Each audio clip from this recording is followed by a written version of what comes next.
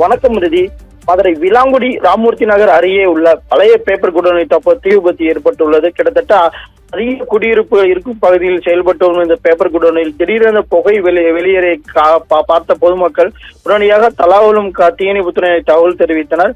சம்பவத்திற்கு வந்த தீயணைப்புத்துறையினர் தீயை அணைக்கும் பணியில் ஈடுபட்டு வருகின்றனர். என தொடர்ந்து அதிக குடியிருப்பு இருக்கும் பகுதியில் ஏற்பட்ட தீ விபத்து காரணமாக அப்பகுதியில் பெரும் பரபரப்பான சூழ்நிலை காணப்படுகிறது. தொடர்ந்து அந்த தீயை கட்டுக்குள் கொண்டு வரும் பணியில் 1 மணி நேரமாக தீயணைப்புத்துறை ஈடுபட்டு வருகின்றனர். இது குறித்து காவல்துறை வழக்கு பதிவு செய்து எதனால் இந்த தீ விபத்து ஏற்பட்டிருக்கிறது என்பது குறித்தும் விசாரணை மேற்கொண்டு வருகின்றனர். இதை தொடர்ந்து அப்பகுதியில் ஏன்னா இந்த தீபாவளி பண்டிகை கொண்டாடப்படுவதால் தொடர்ந்து அந்த குடோனில் வேலை பார்க்கும் நபர்களுக்கு இந்த விடுமுறை அளிக்கப்பட்டதன் காரணமாக வேற எதுவும் உயிர் சேதம் மற்றும் காயம் ஏற்படாத நிலையில் தற்போது அந்த தீ விபத்தானது மலமல இந்த எரியும் காட்சிகள் அப்பகுதியில் பெரும் பரபரப்பை ஏற்படுத்தியுள்ளது.